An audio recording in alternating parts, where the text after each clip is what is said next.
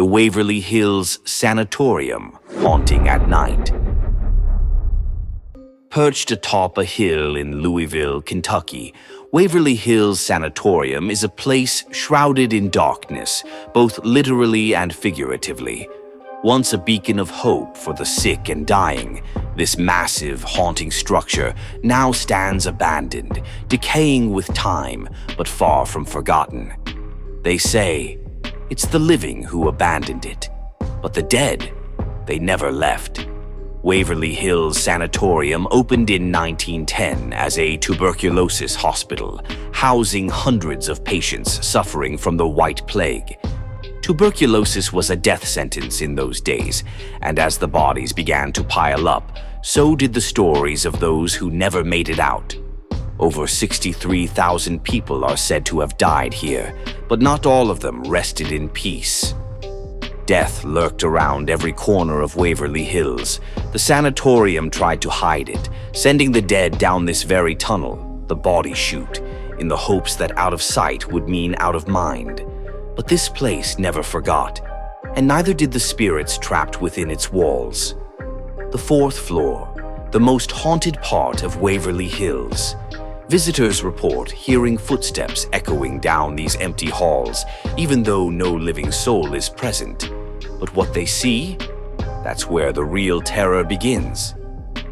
Ghostly apparitions of former patients and nurses are a common sight here. Some say they've seen a man in a white coat wandering the halls. Others have spotted children playing, children who never had the chance to leave this place. But one spirit stands out among them all, the Creeper. The Creeper is said to be a dark, malevolent force, unlike any other spirit in the building. It crawls along the ceilings and walls, watching, waiting, and if you're unlucky enough to see it, you may never be the same again. Room 502, perhaps the most notorious location within Waverly Hills. This is where a young nurse, driven to madness by the pain and suffering surrounding her, took her own life by hanging herself from a light fixture.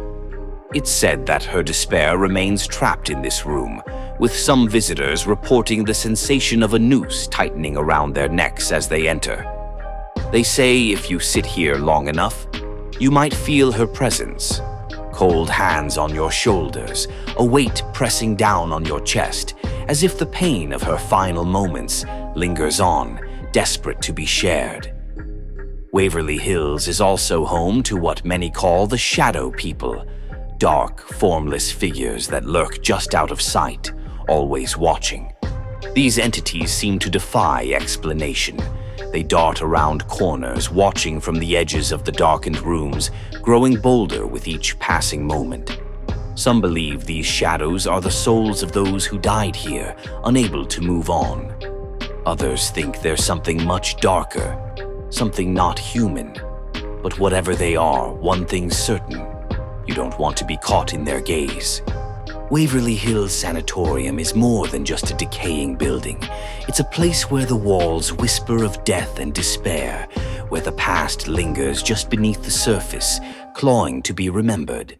For the brave few who venture here after dark, the question isn't whether you'll see something, but rather, will you make it out without becoming a part of its haunted history?